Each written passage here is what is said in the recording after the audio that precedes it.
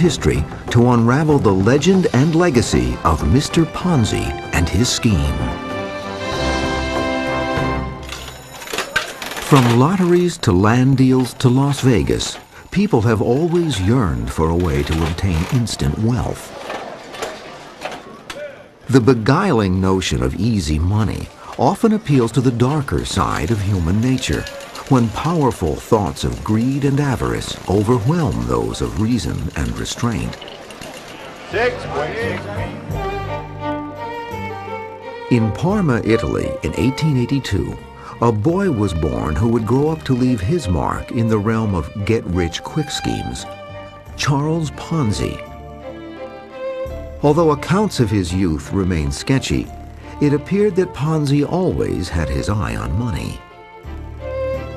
One thing we do know is that from a very early age, Charles Ponzi was a very established thief.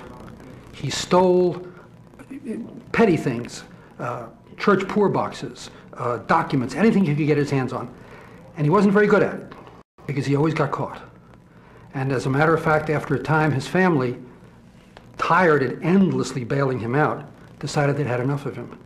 And very frankly, they just simply deported him. With $200 in his pocket, Ponzi sailed to the United States in 1903 aboard the SS Vancouver. Like many immigrants, he saw the United States as a beacon of shining light that could fulfill his dreams of wealth and fame. But first, Ponzi had some on-board business to transact. He presumed, because he had learned some card sharpening skills, that he could take his fortune of $200 and perhaps parlay it into a greater amount of money. Unfortunately, there were some substantially more experienced individuals on the board, and when he finally landed, he had about the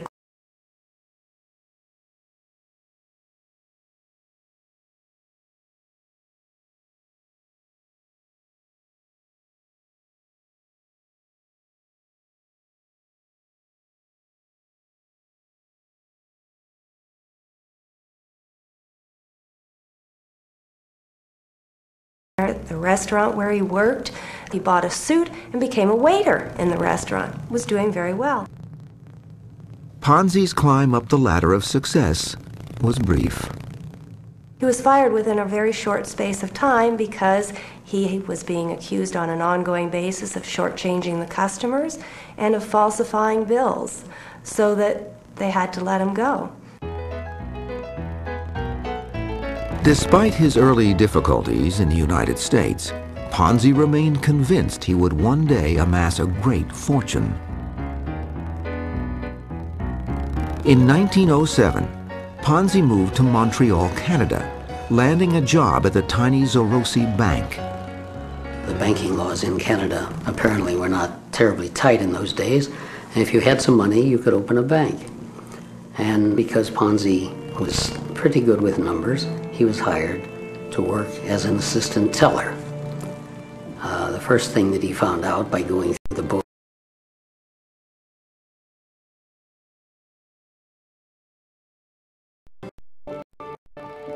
Charles Ponzi sensed that his hoped-for opportunity to get rich quick was at hand. With the help of an acquaintance, Ponzi developed a plan to take over the Zorosi Bank. Meanwhile, Ponzi was secretly depleting the account of an elderly bank customer by imitating her signature and cashing checks in her name. And the bank auditors were called in, and within a day they had figured out all that has gone on in that account, and Charles Ponzi was arrested. And then he was sent to jail for forgery, and he served 3 years in a Canadian prison. Not wanting his family in Italy to learn the real story, the enterprising Ponzi wrote to his beloved mother that he had taken a job as special assistant to the prison warden for 3 years. When he got out of prison, he headed back to the United States. No point coming into the United States empty-handed. He got involved in a scheme to smuggle Italian immigrants across the border from Canada to the United States. And he got caught. And he went to prison again. Charles Ponzi served a 2-year term at a U.S. penitentiary in Georgia, his visions of wealth and fame seemingly far beyond his grasp.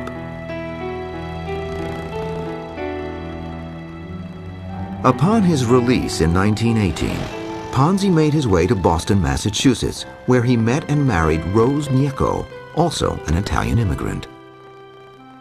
In Boston, once again, he landed a job at a fairly low level in an organization with J.P. Poole, which is an importer and exporter in Boston. And he worked his way up. And really, who knows what might have happened if all of a sudden he hadn't had a correspondence with one particular Spaniard, and in the course of that correspondence he discovered what his so-called grand scheme would be. It was a simple 1-cent item that Ponzi saw as a $1 million miracle: the postal reply coupon. As America stood at the brink of the 1920s, it faced a time of great promise and wild financial speculation. Although prohibition had literally dampened spirits, the business world was booming, and there were untold riches waiting for those willing to take the risks. 1919, the United States felt full of itself. We had won the Great War. We had saved European civilization. America was confident, and the American working man felt that for the first time he was significantly participating in American success, in American growth. It was a big change. In Boston, Italian immigrant Charles Ponzi had been searching for his way to participate in America's success. In November of 1919, Ponzi, small in stature but big in dreams, determined that postal reply coupons could be his mother lode. In 1907, an international postal congress had agreed to issue postal reply coupons throughout the world. The bearers could redeem these international coupons for postage stamps in their local country. This was to address a real problem. Immigrants who came to America could afford to buy stamps. The relatives who stayed home could not. So this was a way to allow relatives back home to write back to the family in America. Vice-like pressures of inflation and depression were ravaging post-World War I Europe, but the U.S. dollar remained strong. Ponzi saw an opportunity with postal reply coupons that, properly exploited, could result in great wealth. Ponzi realized that if you went to a European post office with American dollars and bought postal reply coupons and then brought them to this country and cashed them in, you got U.S. postage many times more valuable than the U.S. money you spent for them. It was a legitimate opportunity of what we might call arbitrage. And this was the premise. Ponzi believed that for every dollar of postal reply coupons purchased, he could earn $5 when he redeemed them for stamps. With a 400% profit from these initial purchases, Ponzi would buy additional coupons and redeem them for even more money. It seemed to be a proposition that couldn't lose. The ebullient Ponzi chatted up his convoluted idea to friends and associates in restaurants and clubs throughout Boston. He had this gift of gab, and he just had this overwhelming personality and the smile at all times. No matter how bad things got, he had the smile. He seemed to glitter. He seemed to sparkle. He had an immense air of supreme confidence about himself. He really thought he was very special, and it just shows. Ponzi offered anyone a cut of the action if they invested money with him. He promised investors a 50% return on their money in 45 days, or he would double their money in just 3 months. Ponzi assured them he was making a 400% profit on the purchase and redemption of postal reply coupons, so he could easily afford to pay out a phenomenal rate of return.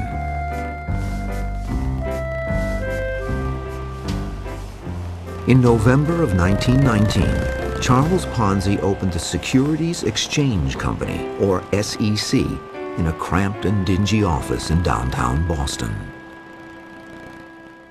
One of the people Ponzi became closely involved with was a furniture dealer named Daniels. When he opened his office, he had to have some furniture. Daniels gave him the furniture free of charge because Ponzi had no money to pay for it. A few risk takers took a gamble on Ponzi's deal. True to his word, Ponzi paid them their principal and interest as promised. I convince you somehow to give me $100, telling you that in a short period of time I'll give you back $200. And when the time comes I do give you $200, you're going to do two things. First of all, you're going to tell everybody you know about it. And secondly, you're going to give me back the $200. That's exactly what his investors did. Although word of this amazing offer spread quickly, Ponzi engaged sales agents, including his uncle who also invested, and paid them a 10% commission for every investor dollar they brought to the SEC.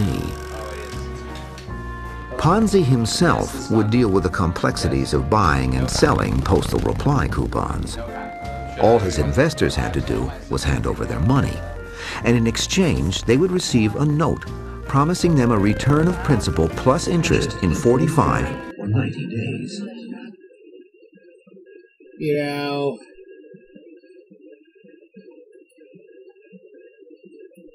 this is a real shame. I was really enjoying that documentary, and then they had to go and mess up the audio. I'm noticing that on a couple of these recently, actually. Yeah. I don't know. I thought these documentaries were all public domain, you know, for educational purposes. So I don't know why they would mess with them like that, but I guess I'm going to have to turn something else on. I don't know. It keeps, like, doing this, like, noise, and I can't stand it. It's, like, distracting me. I can't concentrate. It's crazy. But I am going to go check my email quick, then I'm going to find something to put on here.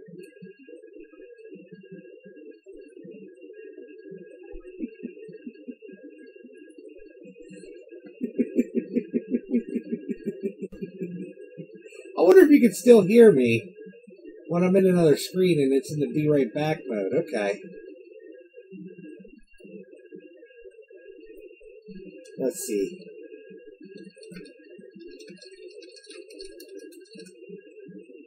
I bet it is.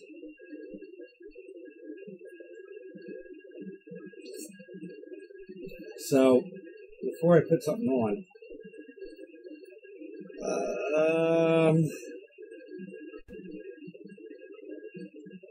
there has been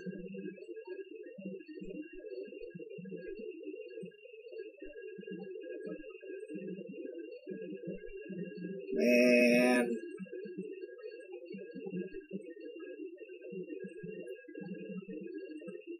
that's cool. All right, let's see here. Do do do do do do ba ba ba ba da da dee dee dee da. Let's see here.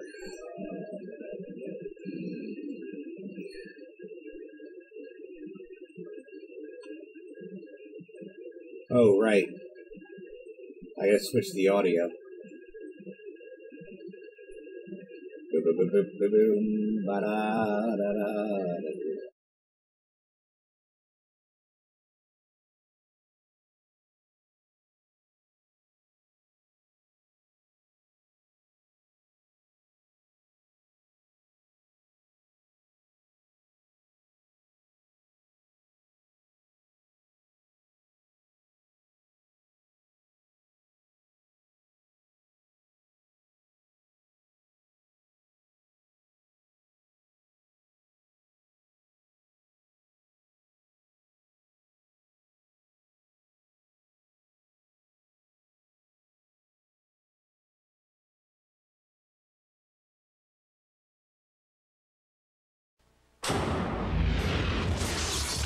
On this edition of Silence. In March of 1993, police and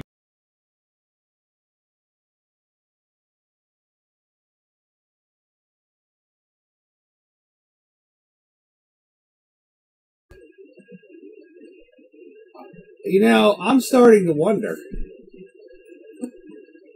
if, like, they did something. I don't know. Like, it seems like everything I play now, it does that. Like, I don't know what's going on. I have no idea.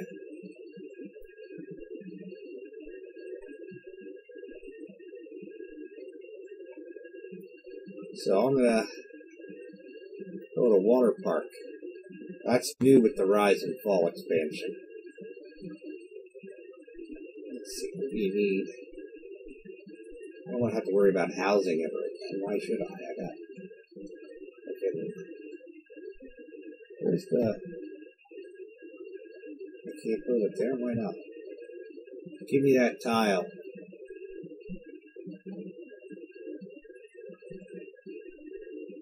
It's all about adjacency. Oh, forget it.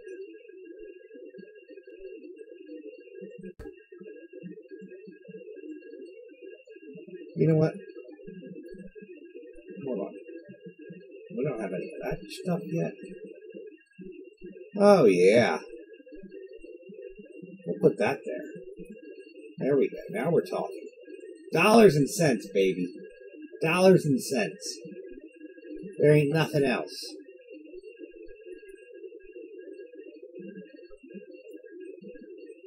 Oh, wow. I'm waiting for Brussels to fall. And Gordian. They're gonna...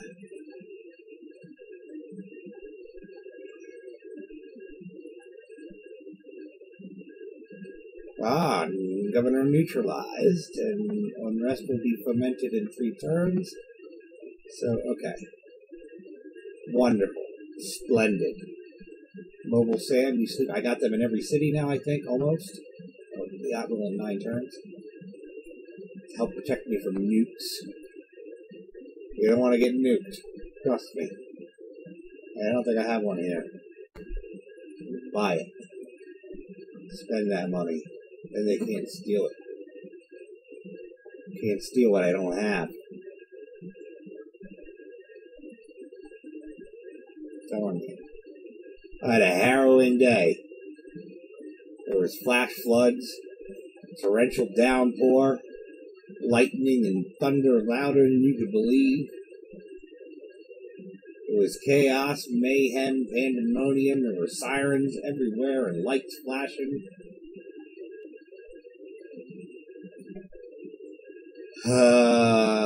Almost got my car stuck again. I don't know. Water. If I wouldn't have kept driving through it, like if I would have taken my foot off the gas, I think I would have got stuck. I really did. I think that would have been it. What was I doing with this? Oh. Builder. It's not like anybody can use that. See all that crap down there? There's like, nobody can use it, so forget it. Oh, but I had trees.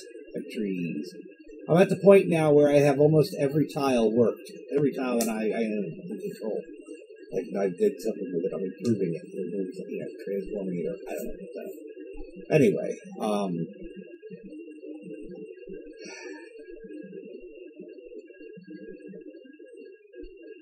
put it right here.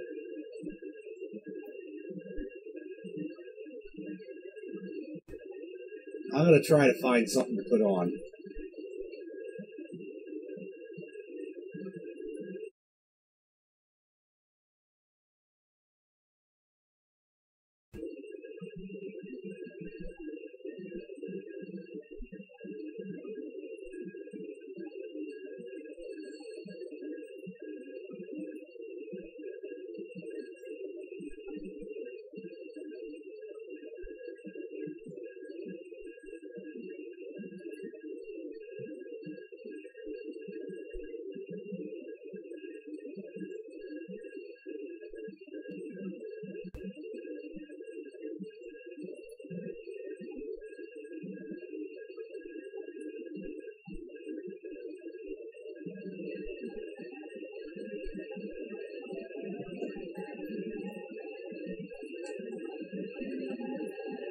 Me and my dive hunting prawns It was about 1 a.m., and we're a good 100 feet deep in the darkest black you could imagine. We used to do this thing on night dives where we would get in a circle, turn off lights too. We weren't drunk, though we had had some drinks, and so I've got absolutely no idea what happened that night.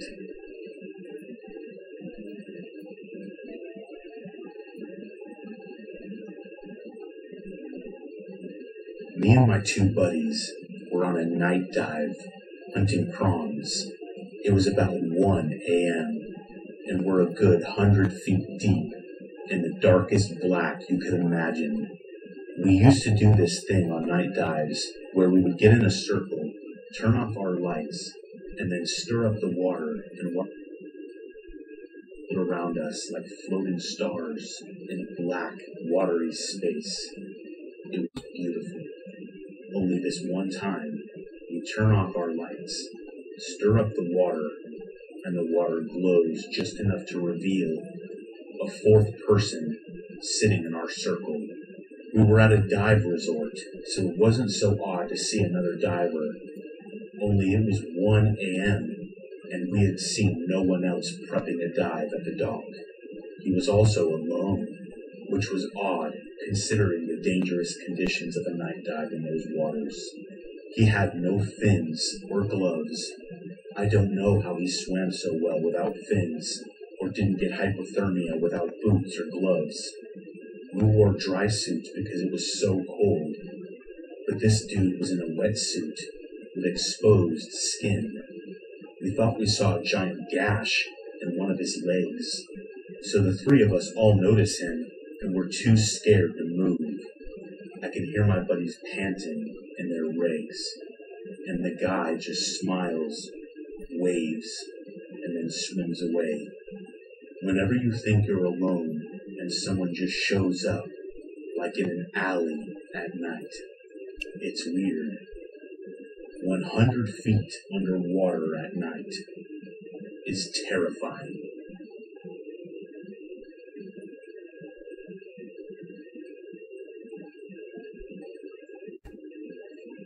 When I was like 13 years old, my mother dragged my younger sister and I on a Disney cruise. I won't lie, at first I was extremely pissed about going, but it actually was cool.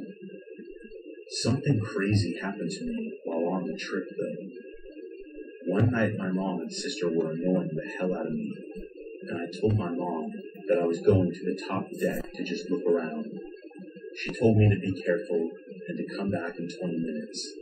I told her that I would, and when I got up to the top deck, I walked over to the railing and was looking down at the black ocean that was being cut through by our huge ship.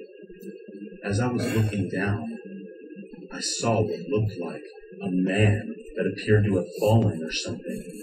He went by very fast and disappeared, but I thought I saw his arm come up at one point, and at the time, I even thought I heard him make a noise.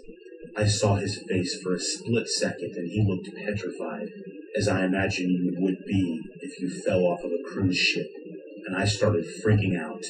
I ran over to a woman and man that were talking and playing cards at a table nearby. They were wearing the ship's employee clothing, and I told them what I just saw. They both took it very seriously, and the man called for help on his radio. I explained to more employees, including the captain, what I saw, and they did an emergency passenger welfare check. My mom got called up to where I was, and a while later, they told me everyone on the ship was accounted for. They pretty much made me swear on my life that I was sure and that I wasn't lying. At the time I told them I was sure, and 11 years later now, I am just as sure I saw a man in that water.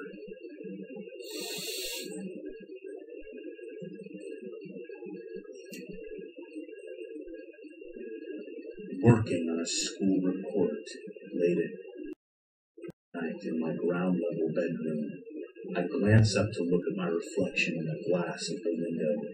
And then I realize it's not my reflection. Someone else is staring at me through my window, and then they disappear. I shudder. It still gives me chills when I think about it.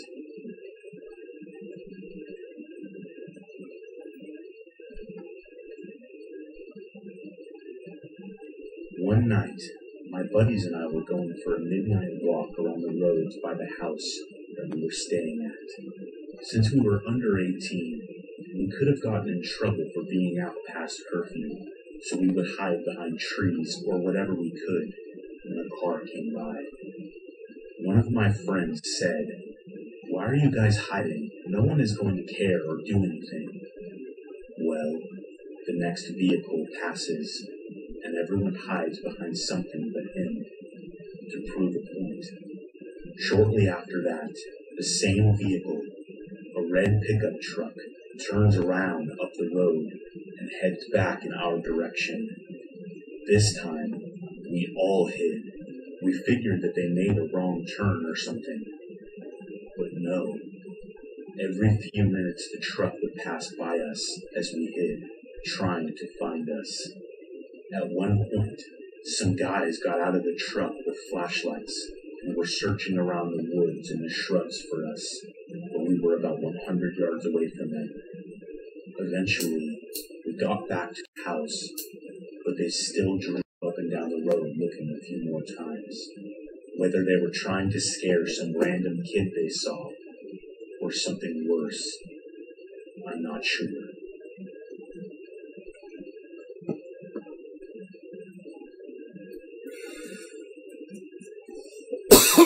One night, I was laying in bed, trying to get my daughter to go to sleep, but she was refusing to. As I was getting more annoyed and tired, I asked, "Why won't you go to sleep?" Her response was, "Because those two people were watching us," and pointed to the corner of the room where it was pitch black. I couldn't see anything. Without making a noise, I removed her from her bed and slowly brought her into my room and locked the door. She never said anything like that again.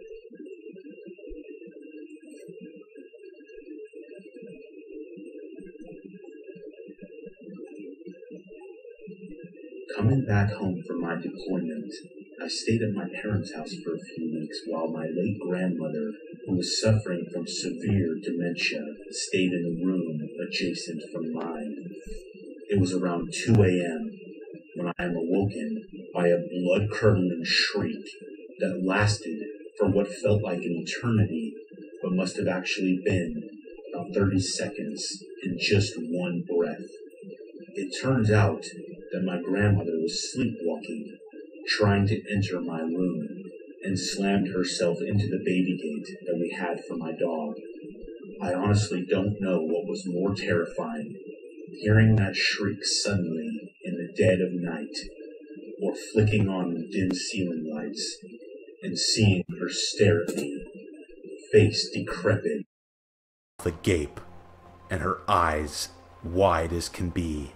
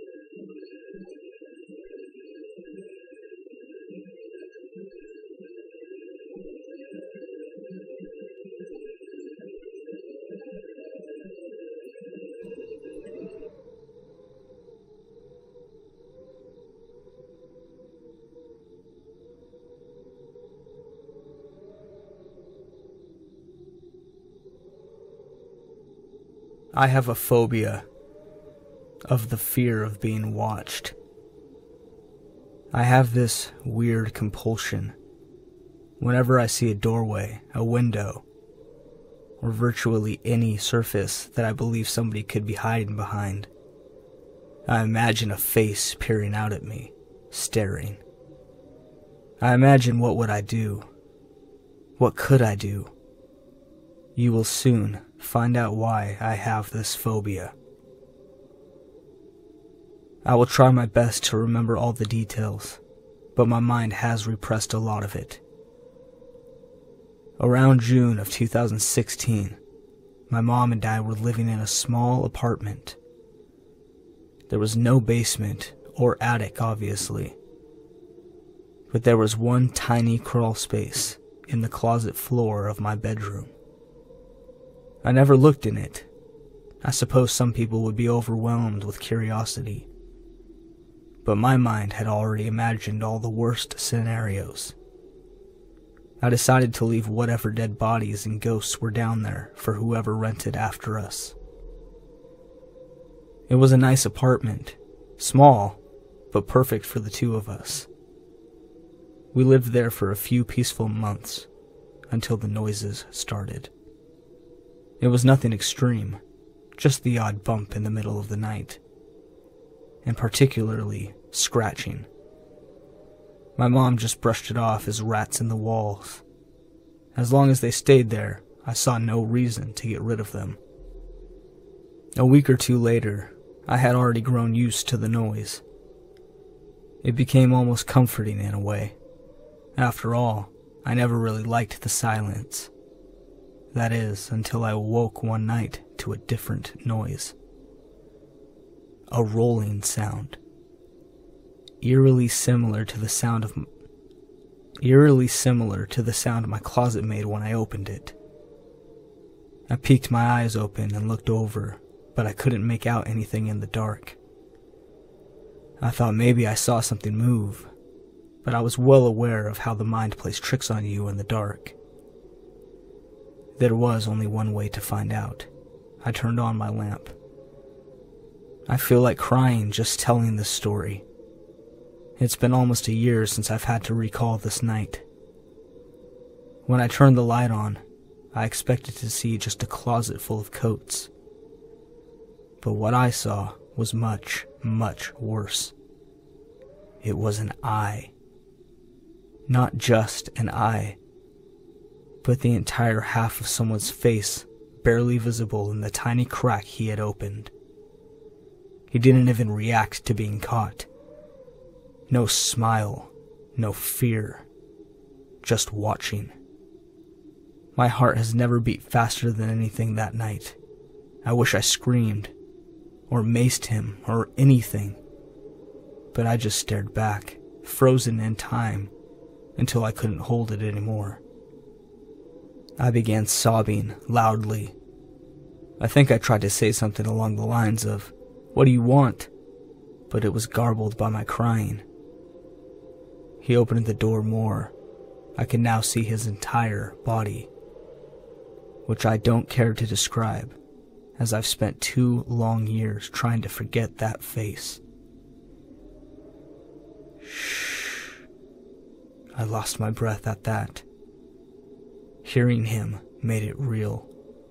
I couldn't pretend this was just some hallucination anymore. At this, I sat up and pressed my back against the wall.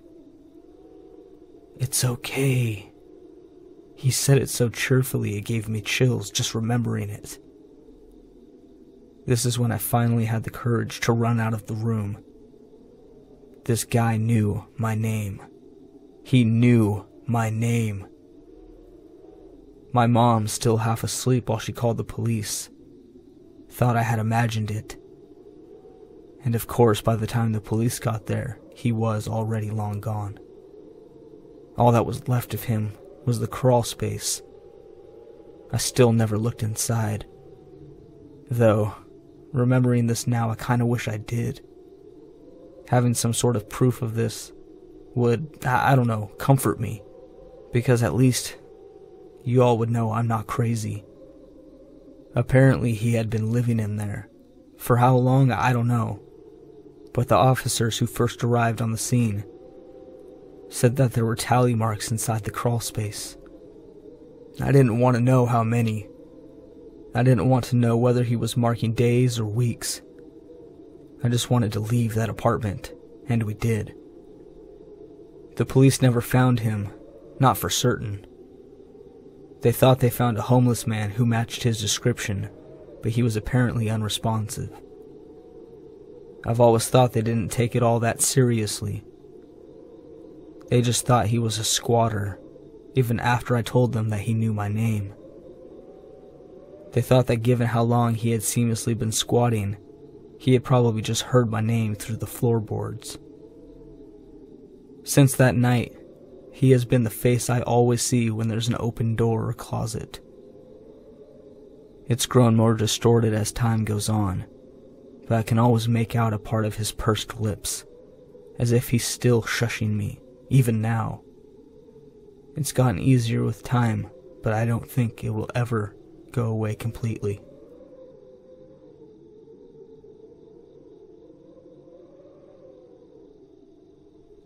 Let me start this by saying that I have always been very socially anxious and polite, so I probably didn't react the way that I should have. I wish I could say this was the worst thing that has ever happened, but unfortunately, I'm still as much of a creeper magnet as ever. This took place when I was 15 years old, back in 2014. At the time, I had a boyfriend who lived about an hour away from me. After school, I would often take the bus to his house and stay there as long as my mother would allow it. Usually, this meant that I would have to catch a bus at 10 p.m. to get to a train station, where I would have to wait for another 40 minutes just to get onto a train to take me home. As it usually is, this train station was not the most desirable place to hang out at, and had only 2 streetlights to illuminate the entirety of the platform. The bus stops were on the other side of a short tunnel, in sort of a C shape, closed off by some buildings that were either vacant or shops that were closed by the time that I got there. I mostly chose to hang out there and wait because at least nobody could sneak up on me, and I had a greater chance of getting to a residential area to scream for help if something were to happen, or so I thought. Obviously, 10 p.m. is not the safest time for a tiny 15-year-old girl to be alone in a rough area that is known for drug dealers, addicts, and just in general people who really don't want to be meeting alone after dark, so this was bound to happen. It was a pretty cold and rainy night, and as usual, I sat at the very front behind the bus driver, listening to music and trying to finish some of my homework for the next day. There were not many others on the bus, except for an old lady with her dog, a group of men, and a huge bodybuilder. So far, nothing out of the ordinary. I was peacefully minding my business. As we came to my stop, I got up, and the bodybuilder suddenly stood up too. I already felt uneasy because he gave me a big smile and told me, "Ladies first." But I smiled back politely and quickly headed towards one of the bus stops to sit down and get away from the rain. He walked behind the bus, out of sight, towards the residential area that I mentioned earlier. I let out a sigh of relief and scolded myself for being stupid and judging this poor man who, to my knowledge, was just trying to get home. But of course, I wasn't that lucky. When the bus took off, I was looking down at my phone to switch my song.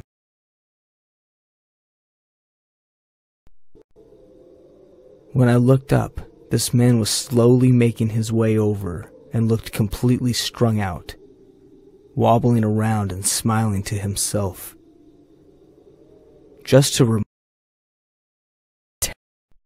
and was mute most of my childhood. So I just watched in horror as he sat down next to me and started his interrogation. Where are you from? Where are you going? How old are you? Do you have a boyfriend? I'm so glad that I had at least some sense in myself to make up a fake name, a fake place where I was going to meet a friend for her birthday, and actually made myself younger just so he might be a decent human and go, "Oh, I thought you were much older, sorry." But nope. He started babbling to himself how lucky my boyfriend was to have such a good and polite girlfriend, and then turned to me to tell me about his slut of an ex, who was always texting men. He whipped out his phone and started frantically scrolling through his chat log with her, showing me loads and loads of nude pictures of her, and a lot of fights they had before they broke up. I was suddenly nodding as a response, while he called her every name under the sun, building himself up into a full-blown rage. All the alarm bells were going off in my head now, but he kept looking at me, making sure I was focusing on him and not using my phone. Whenever I tried to scoot away from him or unlock my phone, he lightly grabbed my arm.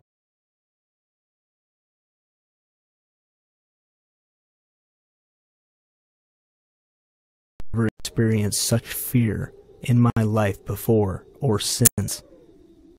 He turned to me, suddenly completely sobered up, and said something that made my blood run cold. "You know, you're such a nice little girl. You shouldn't be here at this time.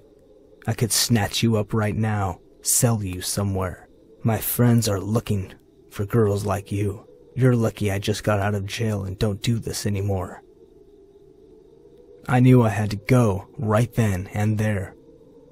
With a quick glance at the clock on my phone, I told him, "Oh no, my train is leaving now. Gotta go, see ya. Wouldn't want to leave my poor friend waiting for her birthday." He seemed to believe me, or maybe he was too high to properly process what was going on, which also explains the next conversation, but wanted one last thing. This is obviously not verbatim, but you'll hopefully get a general idea of how absolutely horrible this was for me. He says, "You can go, but I want to stay in touch with you. Give me your number." "Aw, no, I can't. I don't actually know my number, and this phone doesn't have a SIM card, because I just use it for music. Why don't you give me yours, and I'll make my mom get me one, and then I'll text you." "Yeah, okay, sure. I probably won't remember you tomorrow, so you probably need to remind me who you are." As I was turning away, and as if this whole experience wasn't nerve-wracking enough, he grabbed my wrist and held me tightly.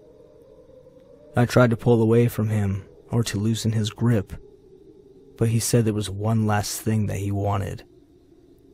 Honestly, I thought this was it. I thought he was going to drag me away, sell me as a sex slave, or murder me. It was terrible. My heart was racing, my eyes were tearing up, and I was a complete mess. He asked me for a kiss on the cheek, and promised he would let me go. At this point, I had it, and just wanted to get away. So I just did it. I gave him the kiss. He released me, and I cried all the way home. My mother had already gone to bed, and when I told her about what happened in the morning, she said to take the bus at 9 p.m. from then on.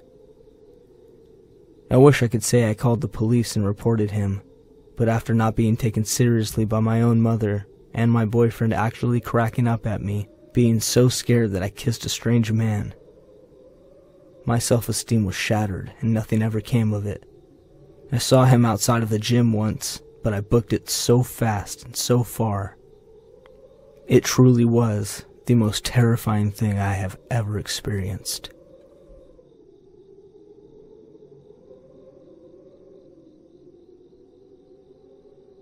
This happened last summer in a mid-sized town. I'd skipped my morning run that day, so I waited until the sun had started to dip behind the hills so it wouldn't be so scorching hot. This is the first time I'd gone running in the evening, and I set out on a shorter route. Dusk falls at 10 p.m. this time of year, and it wasn't even 9 yet. Nothing seemed off, though the sort of people still outside were a different lifestyle than those I usually saw in the morning. Instead of commuters with coffees in hand, children heading to summer camp, and elderly folks tending to their gardens, there were mostly 20-somethings smoking on their porches and teenagers coming and going. I head down a fairly quiet residential street that I don't normally frequent to cut across to the last leg of my normal route. I always run with my dog. He's part terrier with a short coat, and most people assume he's a pit mix. Strangers tend to be a bit intimidated by his physique and his bark, so I felt pretty safe. As I turn onto the road, I hear a car behind me, but think little of it. Then I realize it's been behind me for at least 4 blocks, so I make a quick glance over my shoulder. There's a beat-up, burgundy sedan inching along. I'm used to drivers slowing down and catcalling me, but historically, if I ignore them, they drive off. Just as I'm hoping that this person is looking for a house and will pull up into a driveway or along the curb, the car rolls parallel to me, brakes whining, and slows to match my running pace. I maintain my speed and look straight ahead, but my dog has started to pull on the leash. "Hey, what's up?" A male voice calls out from the car. I ignore it. "Hey, beautiful, what's going on?" He tries again after 30 seconds. No one in a vehicle has persisted before, so I tell him the first thing I can think of. "Look, I'm married." This works when I'm normally being hit on, yet my words seem to have no effect. From my side-worn glance, he looks about 30, with greasy, unkempt hair and a skinny frame. "What's going on?" he asks again, so I repeat myself. "I'm married." I project this time, looking up. My dog is growling softly and his hackles are up, but this guy doesn't seem to notice. "Hey, haven't I seen you? Aren't you the girl who likes to hang out at the park and smoke?" At this point, I'm irritated and looking around to see if anyone else is nearby. "No, you have the wrong person," I say calmly as my pace slows. "You're just so beautiful," he says. "Look," I stop and stare at him. "I'm married, and I'm not interested." I hold up my hand to display my ring. Could I have been any more clear? My dog is now growling at the noise level that I'm talking, but this creep isn't fazed. Trying to be as discreet as possible, I strain to catch a glimpse of his plates, but he stays parallel, so neither ends of the rusty car are visible. "Oh, well, tell your husband he's a lucky man." Finally, I got through to him. Good. I relax a little. All too soon. I start walking. After a few moments of silence, he says, "Well, can I at least watch you?" Now the feeling of being creeped on is overwhelming. No one has ever asked to watch me. I don't know what to say. He's still following me, brakes squealing lightly. At this point, I'm not sure what to do. I'm still over a half a mile back home, and there's nowhere to go and no one around. I don't have my phone. He continues to follow me for another block.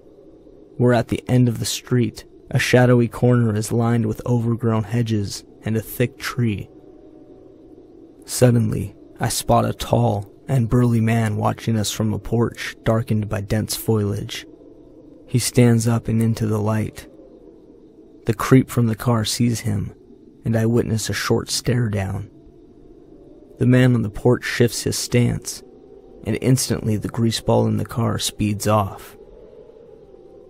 Because of the hedges in front of me, I can't see the license plates. I can hear him revving down the road. "Thank you," I say to the standing man, who nods lightly in recognition and sits back down. My dog stops growling. I continue walking and see taillights disappearing down the hill. I run home, taking every possible shortcut, being sure that I'm not being followed. The adrenaline wears off as I recount the tale to my housemate and my husband. It would have been very difficult to lose the guy, and I'd have had no choice to lead him back to my house. I'm grateful to the man on the porch for scaring him off. It's deeply unnerving when someone is so confident about creepily watching you. I reported the guy but never saw him again. That was the last time I went on an evening run alone. I always carry my phone with me now.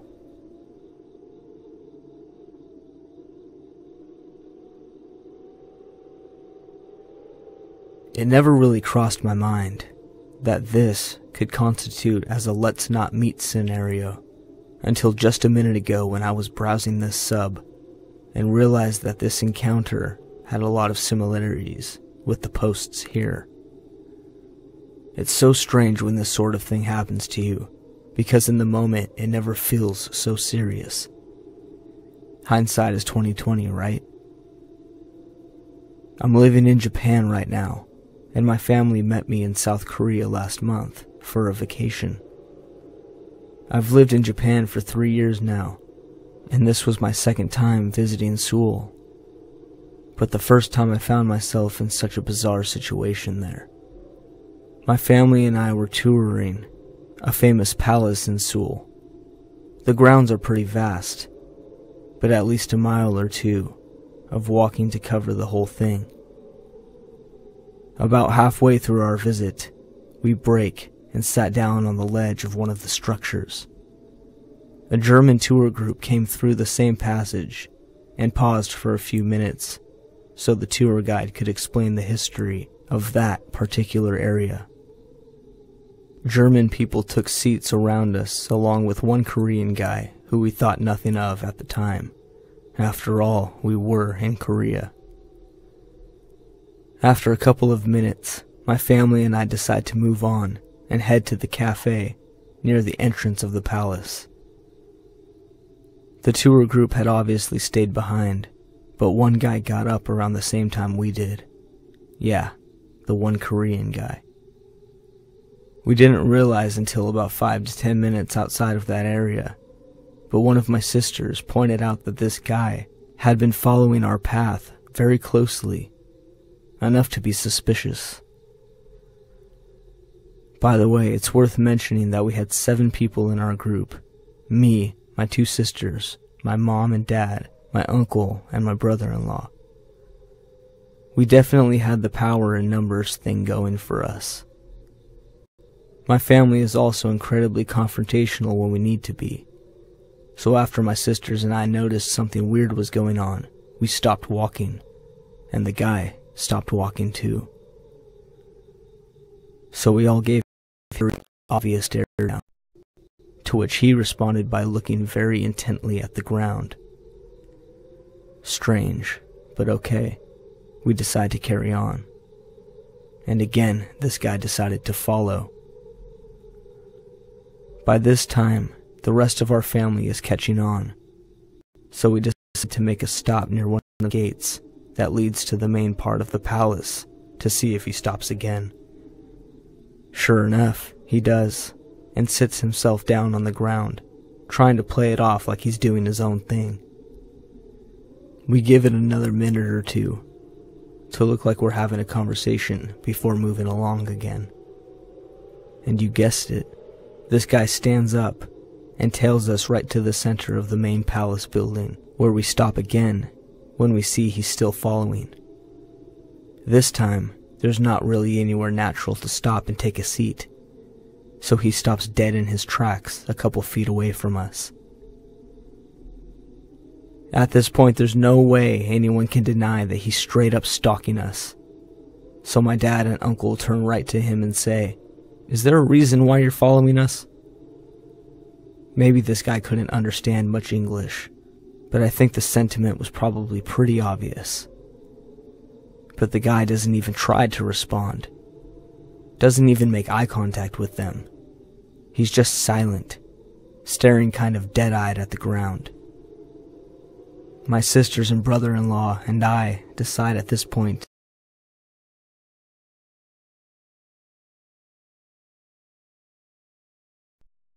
something about him is kind of eerie. I mean, on the top of the fact he's been overly stalking us for over 20 minutes at this point. There are no guards or staff in the immediate area, so we all pick up the pace, and of course, our guy picks up the pace right behind us as we head over to the cafe. My brother-in-law and I get to the cafe first and find a staff member at the counter. We tell her what's going on and she seems to understand immediately and goes to get her supervisor from the back. By the time the staff member and her supervisor come back out, this guy is in the cafe. So I pointedly direct at him and tell the two staff members, "That's him." The guy again doesn't make any eye contact whatsoever, but obviously the jig is up. So he power walks his way out of the cafe and back onto the grounds. The staff member follows him out and talks to my sister and mom to let them know that if we have any more problems with this guy, to let them know. I know that's kind of an anticlimactic ending, but that's the last we saw of him, thankfully.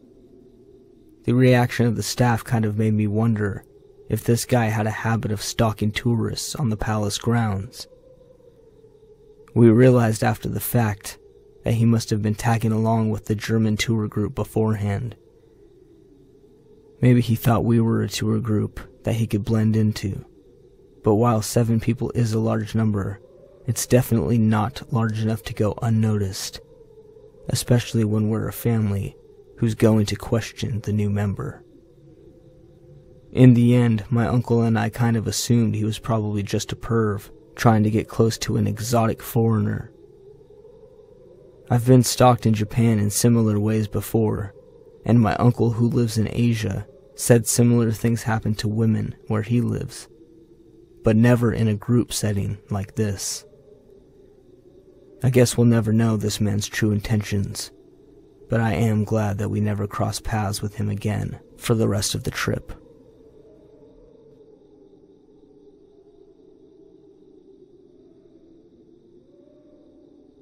A couple of years ago, I used to attend a boarding school in Singapore. This was for the last 2 years of high school. I'm a Catholic, and since none of my friends in the boarding school were practicing Catholics, I attended Sunday Mass on my own every week. If you've been to Singapore, you know it's one of the best countries to go around on your own. It's sometimes even more fun than going around with other people, so this wasn't something that bothered me too much. This Sunday in question came before a long week of submissions and tests, so I was already stressed to begin with. On top of that, I had also somehow managed to oversleep, so I had to splurge on a cab instead of taking the bus like I usually did. I only got a limited amount of money for the month from my parents, and I spent most of it on food. So by the time I walked into church, I was upset and just looking for some peace. I guess the stress made me look frazzled and upset, which might have been what caught his attention. As I was late for the Mass, I had to stand at the back of the church with the other latecomers, as there were no seats left open for us. This man was standing a few feet to my right. He was wearing spectacles and an eternal frown. He was Chinese, like almost everyone else in the church. I noticed him scowling at me throughout the Mass, but I ignored him on purpose. because I didn't want to get upset unnecessarily. I was the only Indian in my boarding school, so I was used to receiving weird, I'm not racist, but comments from peers and occasionally teachers. It didn't help that the area in which my school and also this church were located was a pretty nice, rich neighborhood, and I had never seen an obviously non-Chinese person in the church. So I was used to being stared at as a minority, but I refused to pay this guy any attention. What happened next took place during a lull in the Mass, during the distribution of communion. Many people tend to move out of the church after receiving communion, so as a seat opened up near where I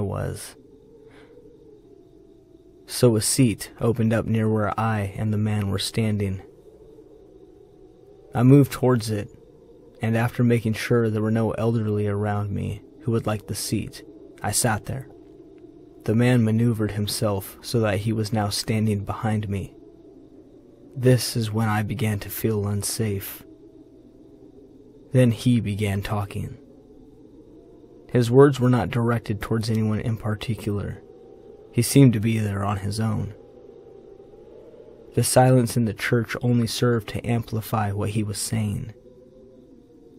Basically, this random guy began railing about how the Indians were destroying his beautiful country.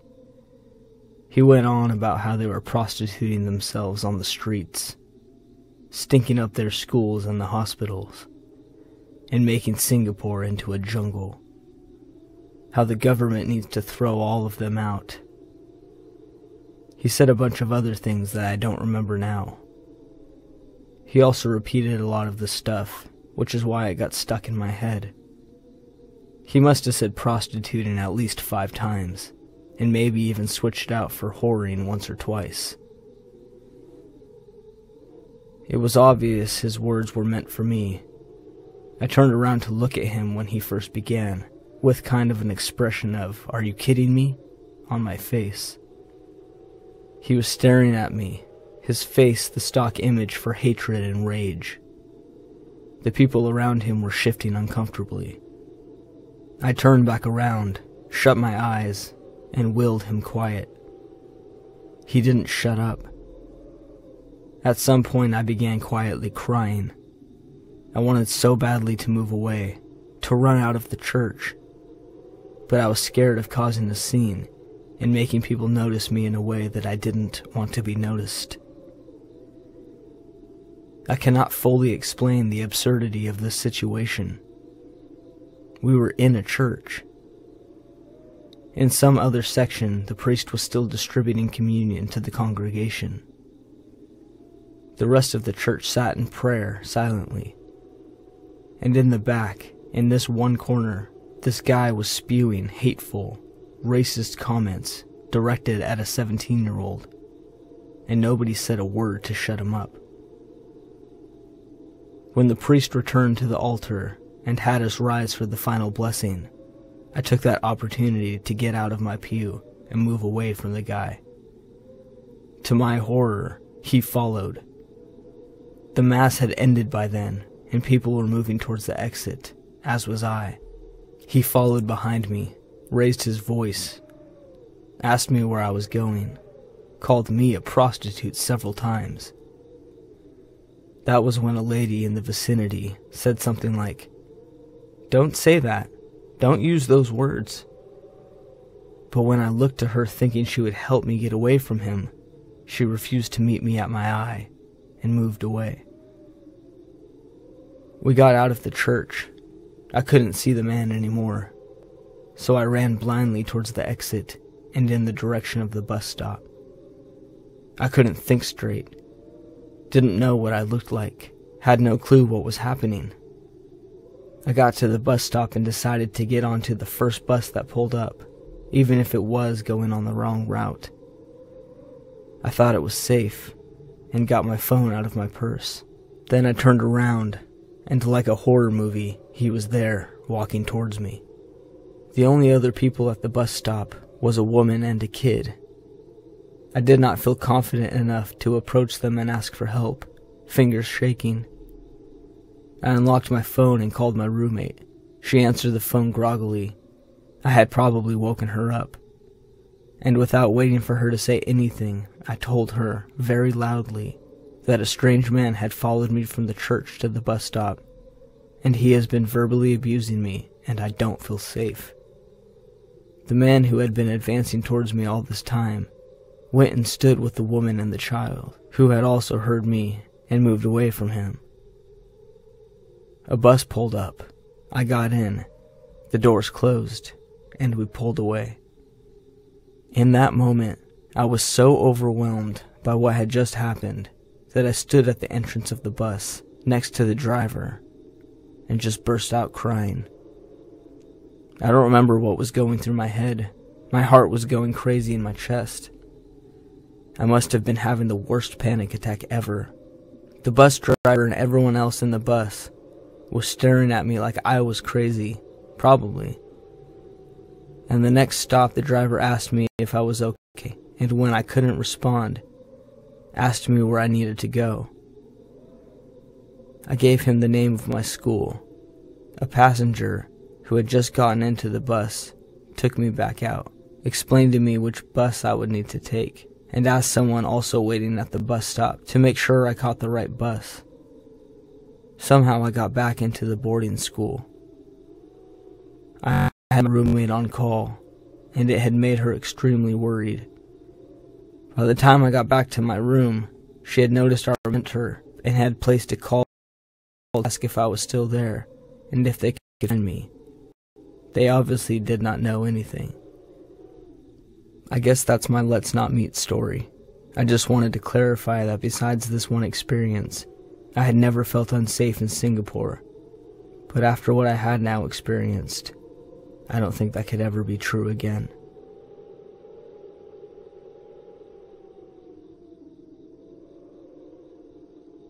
Being a 20-something girl, I've run into so many disturbing situations, it would be impossible to recount or even remember. I've pulled knives on people, maced a woman, had a long-term stalker, you name it. This particular instance takes the cake, though, since not only of the guy, I went to school.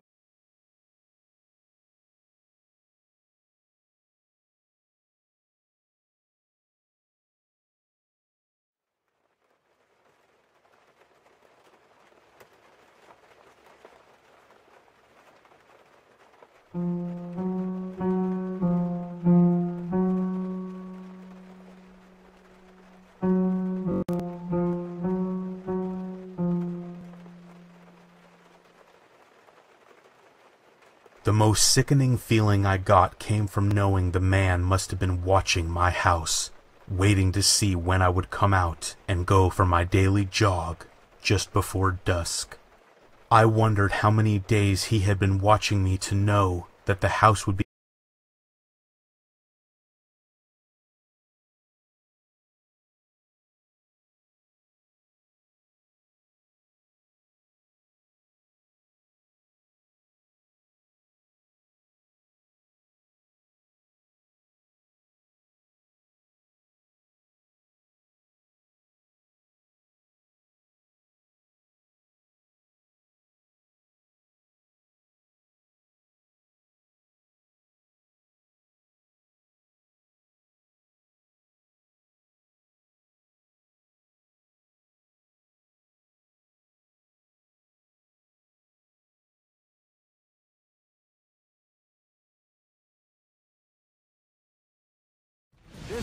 Join me as I go in search of one of the most enigmatic women in all of history, the Queen of Sheba. The Bible says she appeared from the desert leading a caravan of riches to the court of King Solomon in Jerusalem. Many cultures claim her as their own. But what's the truth behind the stories? To find out, I'll explore ruined temples in Ethiopia, follow ancient caravan routes through biblical lands, and head into the dangerous tribal no man's land of modern Yemen. We're digging for the truth, and we're going to extremes to do it.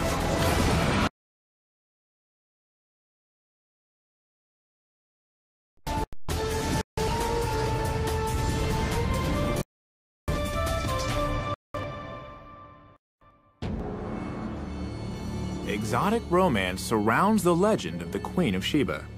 In folktales and scripture, she's described as beautiful and captivating, sophisticated and powerful, and very, very wealthy. Hi, I'm Josh Bernstein. My quest is to determine if the Queen of Sheba really existed, and if so, where she came from. My first stop is the Catholic University of America in Washington, D.C. The library here has one of the greatest collections of religious texts in the United States. Most of what's known about the Queen of Sheba comes from just a few short passages in the Bible, and I'm hoping that one of the scholars here can help me flesh out her story. According to 1 Kings, the queen journeyed to Jerusalem at the head of a long caravan of gold, precious stones, and spices, which she presented as gifts to King Solomon. But what the Bible doesn't say is where the land of Sheba actually was. Dr. Doug Gropp is an expert in Middle Eastern texts, and I've asked him to help me decipher other passages that may offer some interesting clues. Begin with Jeremiah chapter 6, verse 20. The Lord says, Lama zeli levona mishva tavo. What is frankincense to me, which comes from Sheba? Doug tells me that the spice the queen brought to King Solomon was frankincense, an aromatic resin that was one of the most prized goods of the ancient world, more precious than even silver or gold. What makes this clue so useful is that frankincense comes from a very limited geographic area. This means I should be able to trace the trade routes back to the Queen's homeland fairly easily, or so I hope. In the ancient world, it came from South Arabian area and on the other side of the Red Sea and the Horn of Africa. And that's it? That's pretty much it. So Sheba could be that region? Right. Somewhere, okay. Somewhere in that region. Is there any place else in the Bible where we can learn about Sheba? Well, there's a few other places that mention Sheba, but there's also a related term, a term that most scholars think is related that has just a different S sound, Seba. Doug explains that Sheba sometimes appears with a slightly different spelling and pronunciation. He shows me a passage from the Old Testament book of Isaiah that speaks of a land called Seba, and more importantly, gives a pretty precise clue about where it may have been. Okay, so Seba is a region either south of Sudan or in that area, the Horn of Africa area, right? Which again is the Ethiopia area, right? And we have one more. Another passage from Isaiah describes the people I'm looking for, and even gives them a name. And the Sabaeans, who are described as Anshe Midah, men of stature, tall men, tall people. Ethiopians are pretty tall. Yeah, they are. I have a picture here of Solomon and Sheba's meeting. Doug tells me that the Ethiopian story of the Queen of Sheba is one of the most elaborate, and that it plays an important role in the country's history. So Ethiopia definitely has a very historical and even tangible connection with the Queen of Sheba. Yeah, it's absolutely central to their whole national consciousness. So the Queen of Sheba may have been from Ethiopia, or she may have been from South Arabia. But based on what I just heard, it sounds like Ethiopia has a slight advantage. So it looks like I'm going to Africa. I hop an Ethiopian Airlines flight across the Atlantic to the Horn of Africa.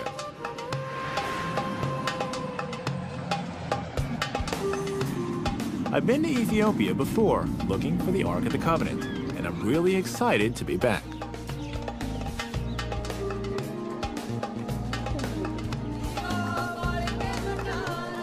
I start my search for evidence of the Queen in the northern highlands of the country, in a sleepy village with a very promising local nickname.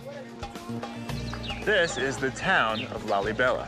It's also called the New Jerusalem, and it's considered by many to be the holiest place in Ethiopia. But is there a connection between this Jerusalem and the Jerusalem visited by the Queen of Sheba? Let's go find out. At first glance, the town doesn't bear much resemblance to Solomon's capital.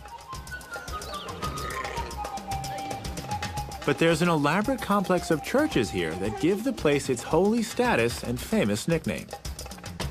To help me learn the lay of the land, I'm meeting up with Asnake Wubete of Addis Ababa University. Okay, so I've heard that this place is called the New Jerusalem.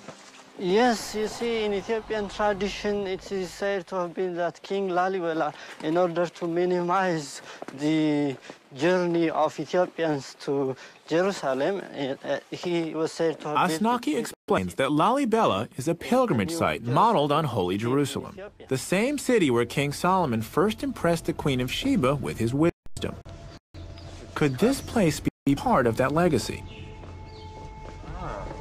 As we come upon the first of the churches, it becomes clear just how inspired Lalibela was.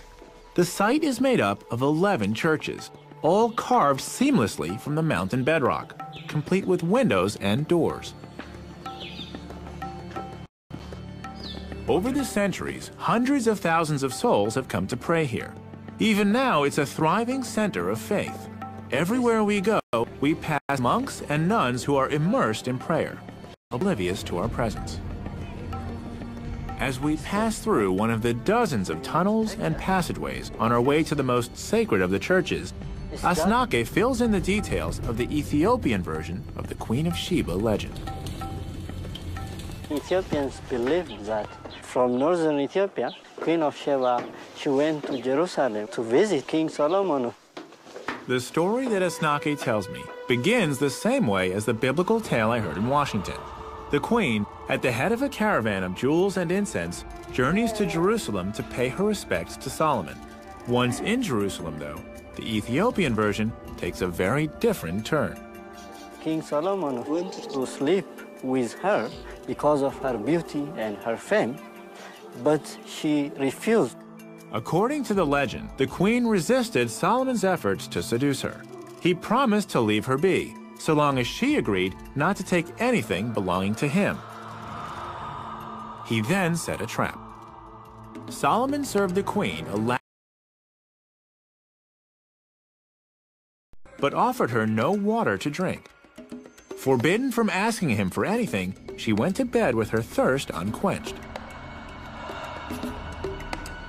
Solomon's trap was set. Dead of night, the queen awoke, desperately thirsty.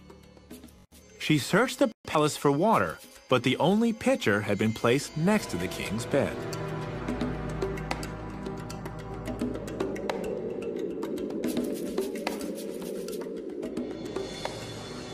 The queen had broken her promise, and Solomon felt entitled to break his. According to the legend, the queen bore Solomon a son as a result of that night. Named Menelik I, he founded the Solomonic dynasty in Ethiopia, a dynasty that lasted 3,000 years and ended only with the death of the Emperor Haile Selassie in 1975. Drawing such a connection is a critical part of Ethiopian history and identity. By tracing their descent to Solomon through the Queen of Sheba, the Ethiopians thus become children of Israel and among God's chosen people. The spiritual importance of this New Jerusalem is even more apparent once we reach our destination. The most dramatic church, a cross, Bet Gorgos, or the House of St. George, was the last of the churches to be constructed. The elegant workmanship and fine detail speak to the extra care that was taken in carving it. As we descend through the winding trench towards the entrance, I can't get over how incredible this place is. What's amazing is that a lot of the stone that they had to remove to make those temples had to go out these narrow corridors. Look at how narrow that is.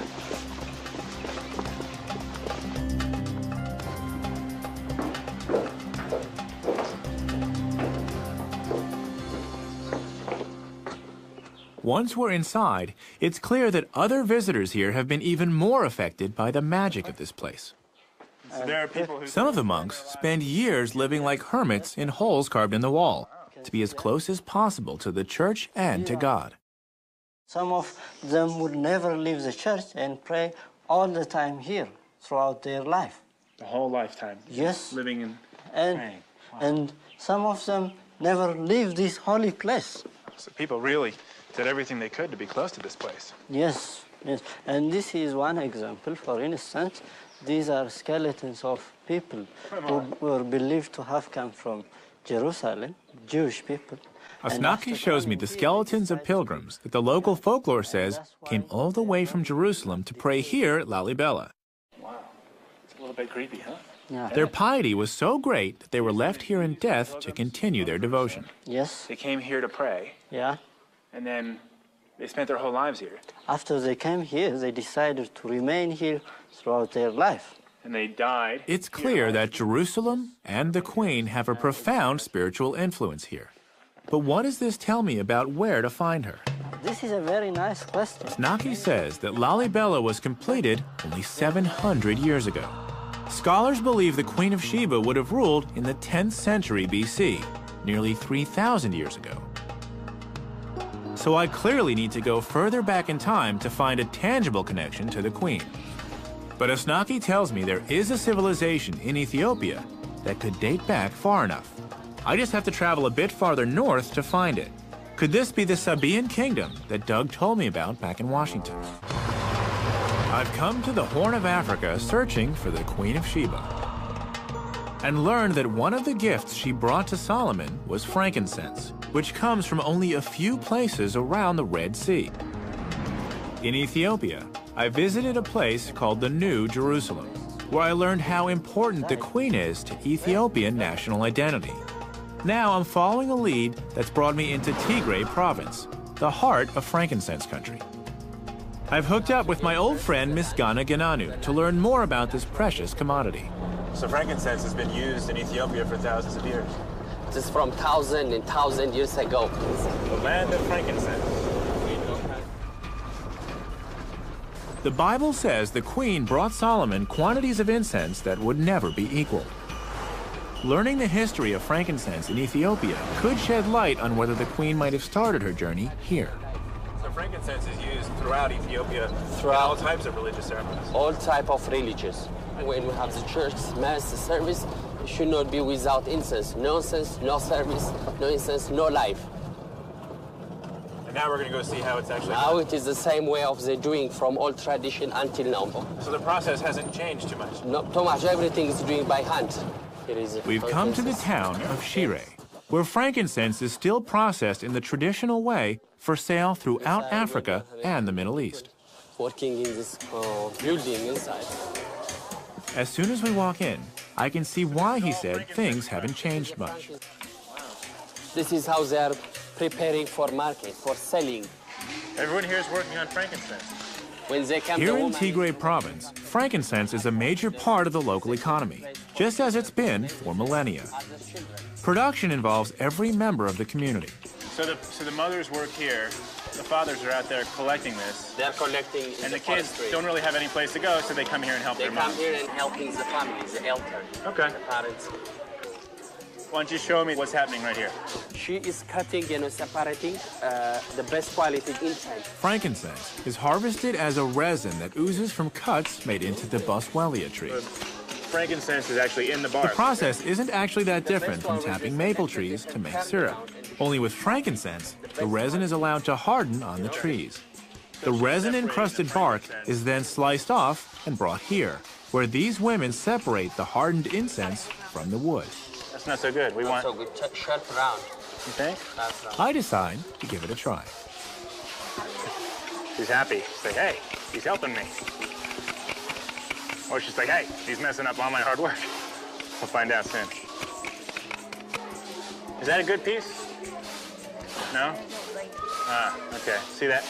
A little speck there? That's got to come off. I want to make it as clean a resin as possible, right? Clean resin? Yes. Clean resin. She's got to have a really good eye for that, you know? What happens next? You can show you now. Okay. Okay. Thank you. Now a second.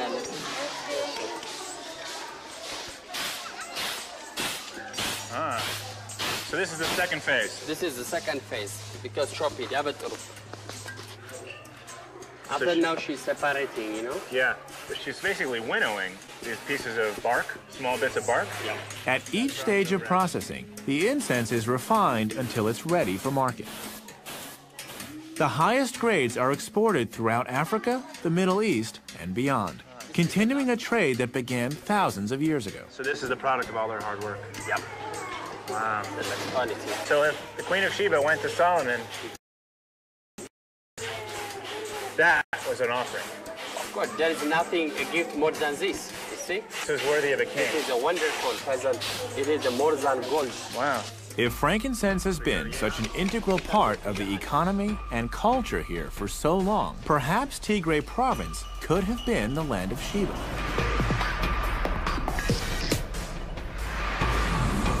We head on to the tiny village of Yeha, just a couple of hours away, to check out a temple. I've been told it dates back to the beginnings of civilization in Ethiopia.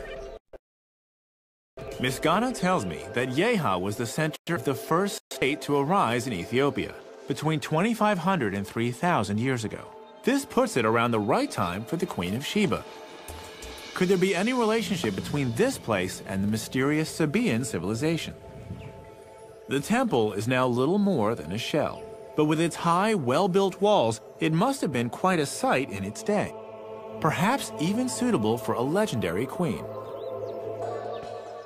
The complex has since been converted into a Christian church, but the shrine's pagan past is apparent everywhere. Elements from the original temple, like these antelope heads built into the church wall, are still revered. Inside, the monks show me their most prized artifacts. Unfortunately, no one here can read them. In fact, the language they're written in doesn't even come from Ethiopia. What the monks can tell me, though, is that the language they're written in is South Arabia. This is exciting information. Doug Gropp told me that the queen might have come from either the Horn of Africa or South Arabia. The evidence here at Yeha indicates that her people may have immigrated to Ethiopia from Arabia, which means I'm hot on the trail. I traced the frankincense trail to the Horn of Africa in search of the Queen of Sheba. I learned how the incense is processed, and I explored the ruins of the first Ethiopian state. Now, despite the warnings of the U.S. State Department, I'm heading 100 miles east across the Red Sea to the South Arabian country of Yemen to track the Queen and her civilization. My first stop is Sana'a, the ancient capital of Yemen. So, I've come from Ethiopia, where I've learned that this Sabaean culture has roots here in Yemen. Of course, yes. What is the relationship? Dr. Hussein Al-Amri is a professor at Sana'a University. The Yemen in that time was a center of merchants, and Sana'a, the capital especially, was one of the oldest souk of Arabs. Really? So this city is one of the oldest markets? Yes, there were. Hussein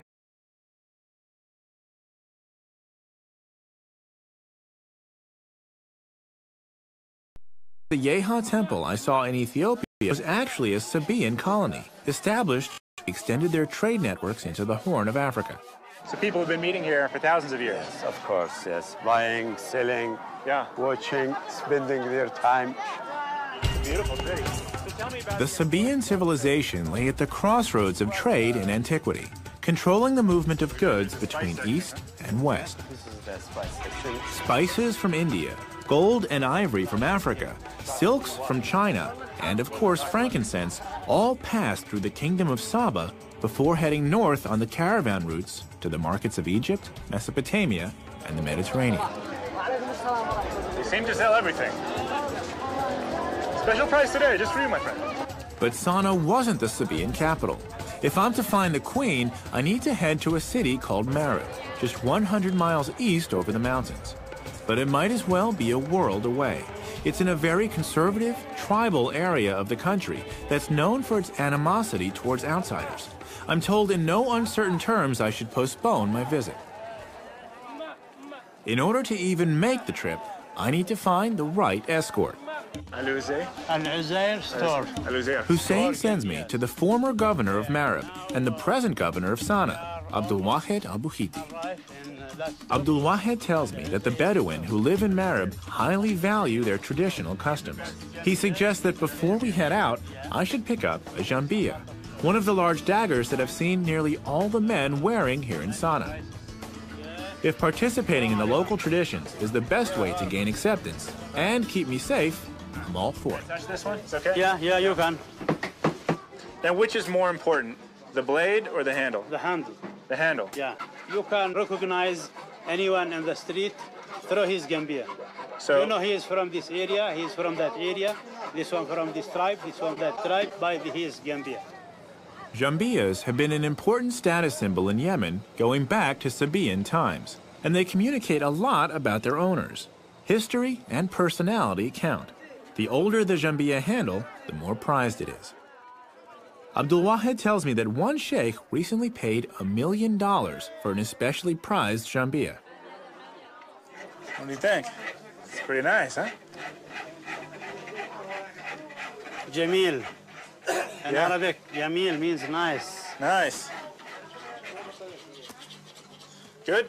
Okay. Very good. Like this or like? Very good. Okay, I guess that's it's okay. just straight up, yeah? Yeah. You are Sabaean. Shukran. All right, this Now is that fun. I've got my jambiya, Abdul Wahid gives me a lesson in another time-honored Yemeni tradition. Cut. We chew it like this. Yeah. You can use it. Yeah, exactly. Huh? How you taste it? Yeah, it's got a weird taste. Yeah. Kind of tangy, bitter. It's not. Very not dry. sweet. Very dry. What happens when you chew a lot of it? Like these guys are Make you comfortable. like mellow. Makes you works a lot. Uh-huh. You can read a lot. And you can't sleep. Can't sleep. Yeah. Ah, Keep so you up. interesting. Yeah. And this is a tradition where Khat is a natural stimulant, chewed by over 80% of the population each afternoon. It feels like about 6 shots of espresso. okay. No, I'm good. I'm good. Okay. He More. swear. Yeah. What? He swear and God for you to eat it. It's not enough just to taste it. I have to have more. I've got to sign on for the full experience. He swear in God for you to eat it all. Oh my God. So you can do it like this. Really? Uh-huh. So I wouldn't want to offend him. No, Okay. Nothing will happen. It's Okay. fine. It's fine. I wish I could tell you what this tastes like, but it's like nothing else I've ever had. Okay.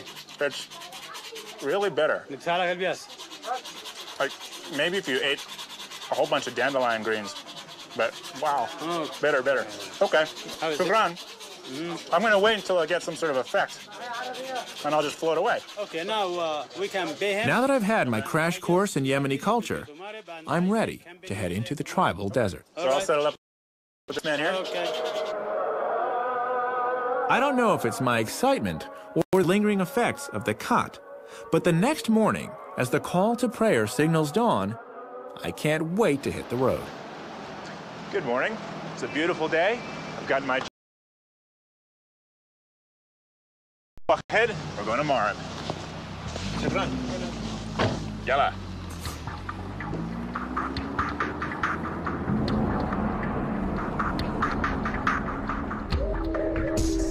The road to Marib takes me from the mountainous scenery to the flat, dusty edge of the vast desert known as the Empty Quarter.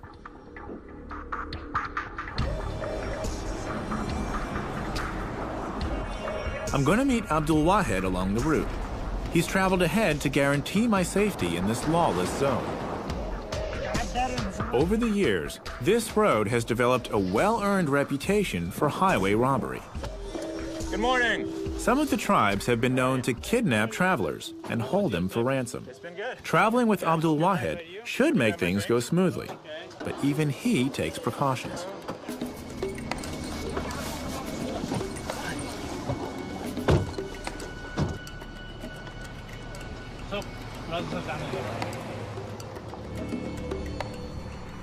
I gotta admit, This is my first time traveling in a car with 3 armed guards carrying machine guns. It's a little unsettling. You always travel with guards? Huh? You always travel with guards? With armed guards? Yeah. When you come to Marib, you need to have guards. Things have gotten better in recent years, but the 14 checkpoints we passed through along the way speak to the still volatile conditions.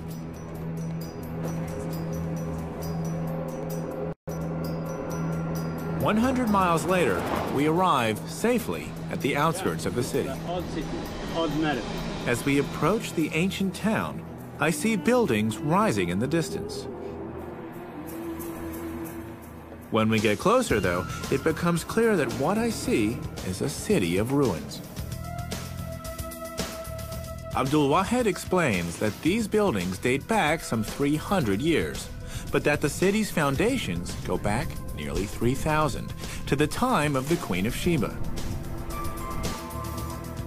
After so many centuries of civilization, it was a modern war in the 1960s that finally left old Marib a crumbling relic, inhabited by only a few lonely squatters.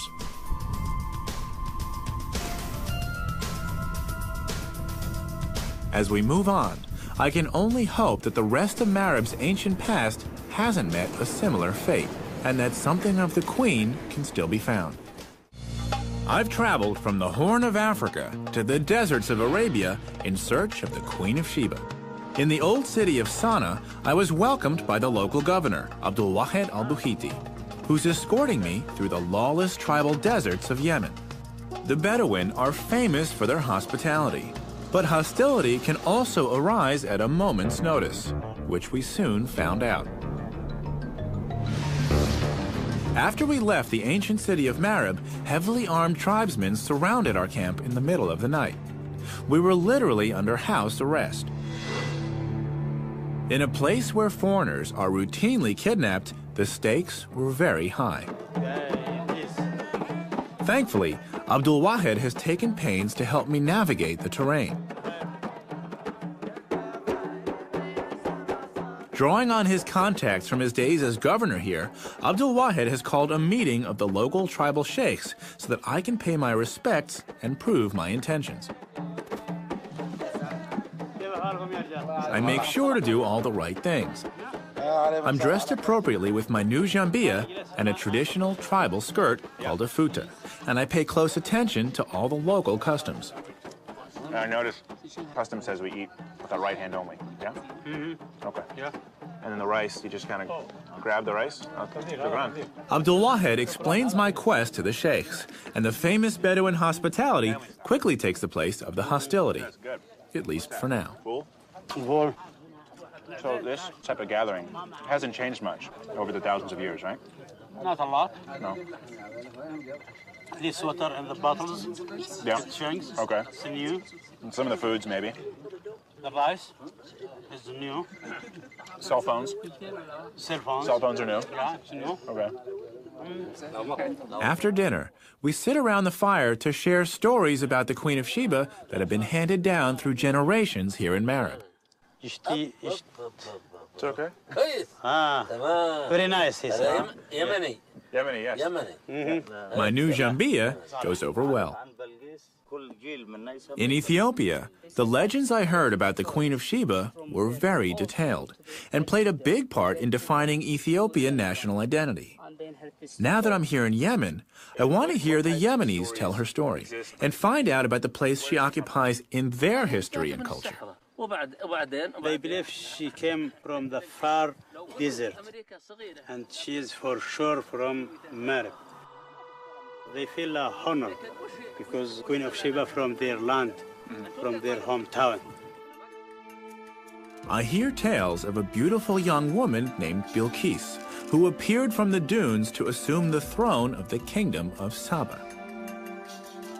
To the sheikhs, there's no doubt that this kingdom here in Marib and the biblical land of Sheba are one and the same.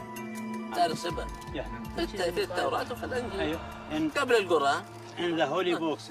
Yes, and the Quran. The Quran also tells vivid stories about the kingdom that Bilqis ruled, and what's more, where to find its remains. it was a heaven. Saba have 2 heavens. The sheikhs explain that the land of Saba is described in the Quran as land of the 2 paradises.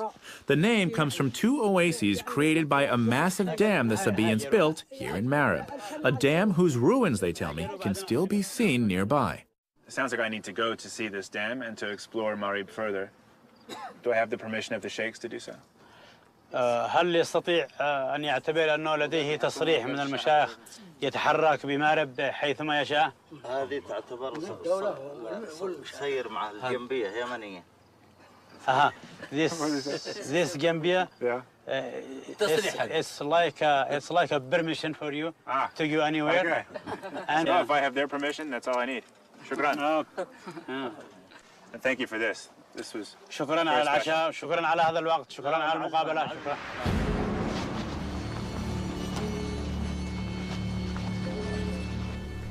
My evening with the sheikhs went over very well.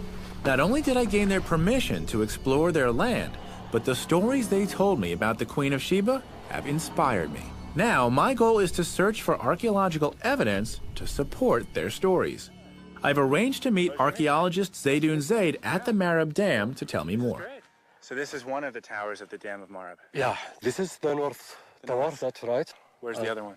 The south tower, just ahead of your eyes, that part, you see it? There, the south one. There. So there was a wall going The between dam's wall stretched from where we're standing all the way to the south tower, over 2,000 feet away.